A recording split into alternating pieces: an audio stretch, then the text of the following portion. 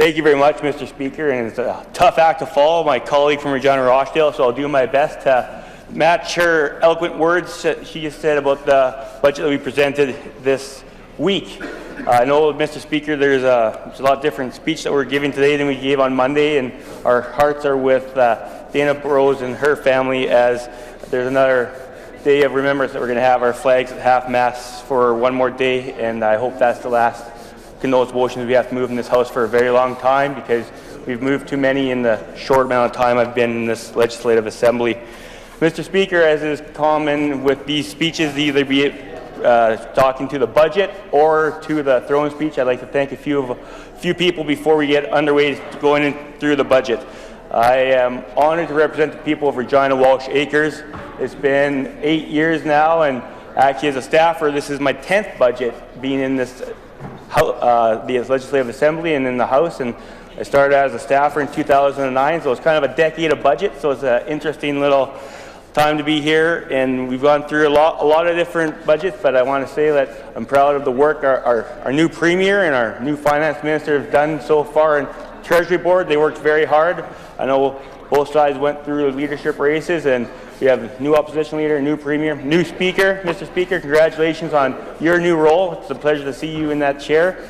And the Treasury Board did a lot of work. We had some changes within this process of Treasury Board, and it's come out as a budget that really does represent, I think, where the people of Saskatchewan want their government to go.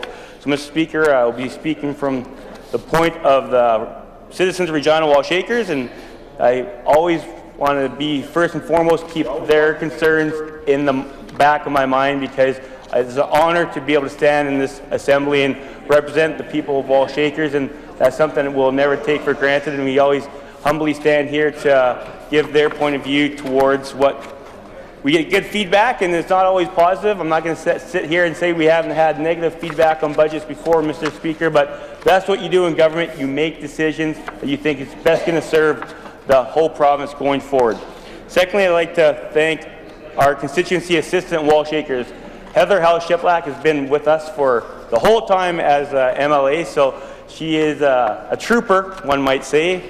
We get along very well in our office, and I just want to say thank her for the amazing job she does responding to our constituents. She's been great. She has just a great personal touch about her. She knows how to speak with people, bring them down sometimes. Not all calls are positive from Regina Walsh Acres. We get the odd person calling in that has some issues with what government has done, and Heather does an amazing job with the people, with constituents that call in. I just can't thank her enough, and she's been a great supporter of ours, and she's actually kind of part of the family. Once you've been together for so long, our kids love her, and Auntie Heather, they call her, and she loves going into our constituency office, and says, the kids go, Mom and Dad, can we go and see Heather's office? So she has her convinced that it's Heather's office, it's not Dad's office, and I think that's a good way to look at it, because I sometimes do think it's Heather's office as well.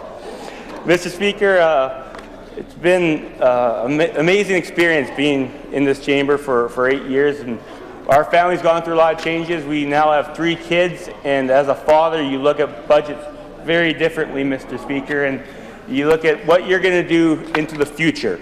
I know that the members opposite, and I commend them, they're champions for education, but on this side of the House, we prioritize education as well. We have, Lurs and I talked about often what we're going to do and where our kids are going to go to school, and we want to make sure there's the best possible public school system available for them and for all kids across the province. And I think when you look at education, you look at the equality of opportunity, and I think that's the picture we want to put on lenses, giving each kid the opportunity to have access to good education, and that's what I think this budget does. It puts in the commitment of our new Premier into the $30 million added to education, and that shows our commitment. As the SSBA president said, Mr. Davidson, Sean Davidson said, boards see the efforts made this year to reprioritize funding for education as critical to supporting continued progress in the area of student achievement. And I think when you get president of the SSBA to say that, and I've known Sean for a while, and we talked after the budget, and we had a candid conversation, and he said, you know, it's nice to see the reprioritization of education, and I think that's something we can take take back to our constituents and realize we are looking at doing as much as we can for education, Mr. Speaker. And on education, I'd like to talk about infrastructure in Regina over the last couple of years since we've been in government. We've really built in Regina, the Regina schools that have been built. There's 3 joint use schools, Harbour Landing, Greenstown Gardner, and Rosewood Park for $82 million. Arcola School replacement, $17.8 million. Campbell Collegiate, structural repair restoration, $26 million. Ecole Connaught replacement school, $21 million. Douglas Park School replacement, $19.9 million. Scott Collegiate replacement school, $31 million. The Seven Stones replacement school, $20 million. 3 new joint use schools at $55 million, and the Sacred Heart replacement school at $27 million. That's an estimate.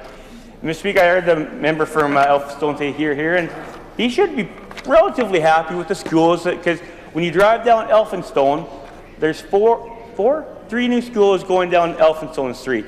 The Mama Wheaton Centre, Sacred Heart, and I and I think that that's something that shows a commitment to our education in Regina, is the infrastructure that we put forward for education in Regina over the last decade since we've had the privilege of being in government, Mr. Speaker. And this government takes a few things in consideration. It controls spending, which I think we're one of the only governments in Dominion Canada who's really focused on controlling our spending as a government entity, Mr. Speaker. And I think that is incumbent when I put a lens on it as a parent, is I don't want to kick the can down the road and put debt onto our kids. I know other governments are looking at doing that across the country, and the federal government is really okay with layering debt onto our future generation, Mr. Speaker, but it's something where I don't want to be writing checks that my kids are going to have to cash. So I think when it comes to this budget, one of the things that I appreciate the most is the time and effort all of our ministers took into looking at how we can control spending in each of their ministries. And I appreciate all the ministers taking the time and saying, what are their priorities? And this budget lays out what our priorities are. It's delivering high-quality services for the people of Saskatchewan, Mr. Speaker. And I think it does that by record investment in health care, which includes universal coverage of HIV drugs. The new psychiatric facility, the Saskatchewan Hospital in North Battleford, will open this fall. That was a 100-year-old facility, Mr. Speaker, and the member from Cutnight-Terrellford and Lloydminster and the Battlefords were tremendous champions of making sure that that facility got built and got opened in a timely manner. And you know, you may not believe it, but I think it was a bright and sunny disposition of our member from Cutnight-Terrellford that really pushed that. He's just a little ray of sunshine all the time, and I think that's what helped get this done, Mr. Speaker. And Mr. Speaker, one of the important things that, as a parent, and we have 3 children under 4. We got a 4-year-old, a 2-year-old, and a 1-year-old. And the new hearing loss screening program for babies born in Saskatchewan hospitals is something that the member from Regina Rochdale said so eloquently that there's tears in the eyes of the people that had championed this cause. And I think when you go through the budget and look at some of the initiatives that we've put money towards, it's towards some of our most vulnerable people, and babies and some of our most vulnerable. And I think that's something that we can take to our constituencies and constituents, say this is some of the people that we prioritize. I think they're going to be okay with that, Mr. Speaker. I think they're going to be okay with that. Mr. Speaker, funding increase for foster families, caregivers, and community-based organizations. The community-based organizations across our province do amazing work with the resources they have, Mr. Speaker. And to be able to add money to those budgets is so important because they look after some of our most vulnerables and care homes. And Mr. Speaker, to have a better quality of life for our most vulnerable is something that government should be looking at putting in investments.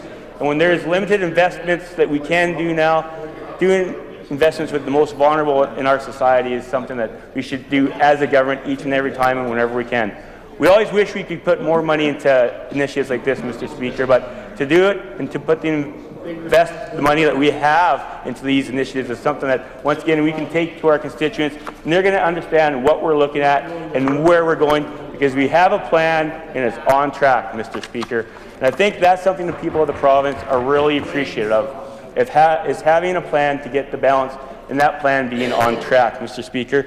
So a couple of new funding and a new group home that the member from the Cumberland should appreciate new funding for a new group home in La Ronge, and I think that's something that is very needed up in the north. I have a little special place in my heart in La Ronge, Mr. Speaker. I lived there for a little bit, so I'm happy to see that there's some new funding for a group home in La Ronge as well.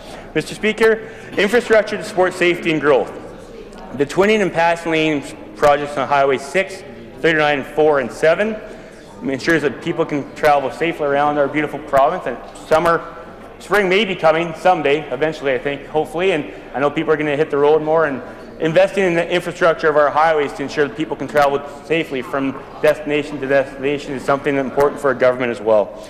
Mr. Speaker, 4.9 million new funding to help keep rural residents safe through rural crime strategies. Mr. Speaker, this is something that has come up across many of the conversations we've had, and the member from Cutmouth, and I know the member from Lloydminster had a big town hall gathering of 500 to 600 people talking about rural crime across our province, and it's an issue that we have to take very serious. Now, on this side, we do take that issue very seriously, and I think that is something where we show investments in a budget where we're trying to control spending, but investing $4.9 million into rural crime reduction is something that's very important to us, Mr. Speaker. Mr. Speaker, once again, keeping our economy strong is the focus, but we always have to finish the statement of keeping our economy strong so we can invest in better lives of people across our province. Keeping our economy strong so we can invest in the most vulnerable across the province, or in healthcare, and education, and social services, Mr. Speaker. So we're increasing funding for Saskatchewan Trade and Export Partnership to support increased export activity. There's new tax incentives, Mr. Speaker, and these are something that are going to be very interesting for our budget and ensure we keep our economy strong and grow jobs across the provinces. The new tax incentives, Saskatchewan value-added agriculture and Saskatchewan technology startup to support investment, job creation, and productivity. Mr. Speaker, the incentive program to encourage mineral exploration, grow and diversify our mineral sector. Mr. Speaker, this investment is projected to help to create more jobs in the north. We know that there is 800 job losses in the north, Mr. Speaker, and this is one of the examples of what we're trying to do to help grow the economy in northern Saskatchewan as well. Mr. Speaker, as I said, some things very important to myself as a father of 3 young children is to return to balance in 2019-2020. There's a 3-year balanced budget plan that remains on track for the government of Saskatchewan. And I think that's something that we need to continue to look at and control our spending and look at how we can increase revenues, Mr. Speaker. And to keep this budget balanced is something that we find is important on this side, which is a stark contrast to, I think, what the members on the opposite side, after their leadership race, are looking at. The fact that their new leader has committed $2.5 billion of commitments in the leadership campaign with no plan to pay for them. $2.5 billion each year is impressive to commit to funding that with no idea how they're going to pay for it, except maybe what 75% of the residents of Saskatchewan don't want, which is a carbon tax. Mr. Speaker, the fact that those 9 members are on the wrong side of the issue of the carbon tax boggles my mind. Each and every day they sit there. I think at some point in time they're going to have a serious conversation and realize that there's not one person in this province that wants a carbon tax other than the 9 members over there. You know, when we committed to I'm not sure if I saw this now, but I think when we committed to not implementing the carbon tax, maybe 1 or 2 of them actually clapped their desk over there. I think they did slap their desk and agree on 1 or 2. I think it was an involuntary reaction, but I think subconsciously a couple of them may have that conversation in their caucus where, you know, we may be on the wrong side of this carbon tax. I think maybe the member from Rosemont might be one of them. I think he's a pretty smart guy, and I think maybe he may not have been so quick to jump on the carbon tax bus, Mr. Speaker, but he may get thrown under that carbon tax bus here right away. Mr. Speaker, it's a pleasure to be able to stand in my place and have the conversation and speak on behalf of the people of Regina Walshakers, and I'll continue to do that, Mr. Speaker. And I just want to say that as long as I'm able to stand in this assembly, I'll always vote against the carbon tax when it comes, because it makes everything more expensive. everything that people need makes more expensive. That's why, as progressives, as they like to call themselves, which I don't know why they call less progressive, which is another conversation, but as the progressive, they're trying to put on a carbon tax that hurts the most vulnerable, makes everyday staples more expensive.